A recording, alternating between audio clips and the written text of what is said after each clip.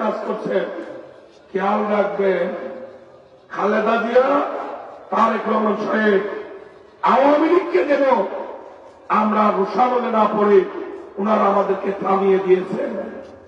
আমরা প্রতিশোধ নেইনি, আমরা প্রতিহিংসার বর্ষবর্তী হয়ে কোন ক্ষমতার অপব্যবহার করিনি।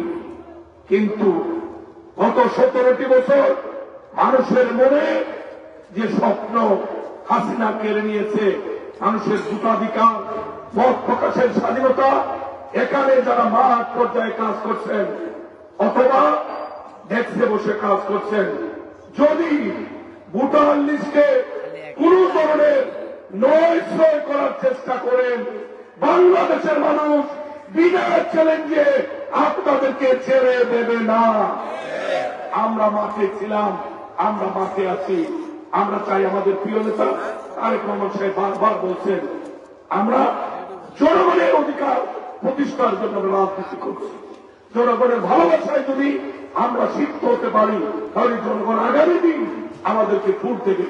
সেই জন্য আমরা মানুষের জন্য যে রাজনীতি, আমরা সেটা অব্যাহত রাখবো ইনশাআল্লাহ। এই অঞ্চল, আমি লজ্জিত, আমার জন্মের কারণে, আমার বাড়ি এই অঞ্চলে হওয়ার কারণে এই অঞ্চলের মানুষ গত 17টা বছর কি না কষ্টটা করেছেন। মানুষ বাড়িতে থাকতে পারে না, ঘরে থাকতে পারে না, ব্যবসা করতে পারে নাই।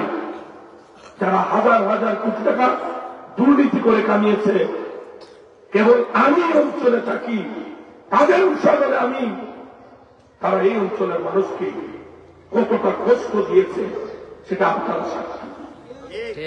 এই মানুষগুলিকে বাড়ি ছাড়া, ঘর ছাড়া করেছে। এই অঞ্চলের একটা মানুষ গত 17 বছরে সরকারি চাকরি কি জিনিস সেটা তারা চিন্তাই করতে পারে নাই। শুধু আমি অঞ্চলে থাকি, দিন ঘুরেছে। আমরা স্বজনপ্রীতি করব না, তবে ইনশাআল্লাহ যদি কাজ করার সুযোগ পাই, যতটা ক্ষতি হয়েছে তার চেয়ে বেশি পুষাবার চেষ্টা করব। সময়ের জন্য অপেক্ষা করুন। পাপ পাপকে ছাড়া। গত শীত, এইবার তো শৈত্যপ্রবাহ নাই, গত শীতে দফায় দফায় শৈত্যপ্রবাহ।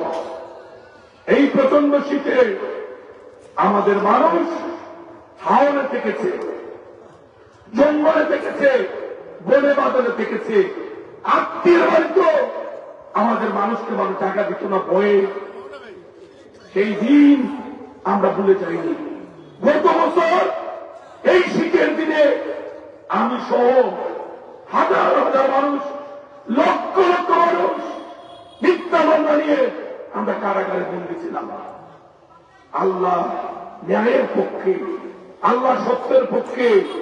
এইবার শীতে আমরা মুক্ত আওয়ামী লীগ কারাগারে।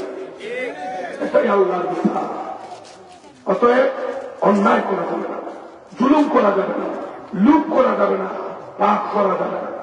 ষড়যন্ত্র ছিল, ষড়যন্ত্র আছে, ষড়যন্ত্র থাকবে। চক্রান্তকারীরা বারবার মানুষকে বিভ্রান্তের চেষ্টা করবে। মানুষ তার বুদ্ধি দিয়ে, মানুষ তার সততা দিয়ে, মানুষ তার ইমানি শক্তি দিয়ে সমস্ত চক্রান্তের দাল ছিন্ন করে মানুষ সামনের দিকে এগিয়ে যাবে। এটাই হচ্ছে বাস্তবতা।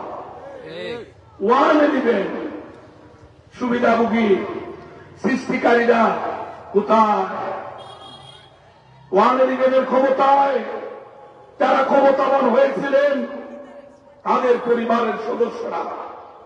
আমার সাথেও কেউ কেউ লেখাপড়া করেছিলেন, বিএ পাস করেছিলাম একসঙ্গে। দেখেছি ওয়ান ইলেভেনের তাণ্ডব, কারাগারে বসে শুনেছি। কি বলে ইতিহাস? তাদের পরিবারের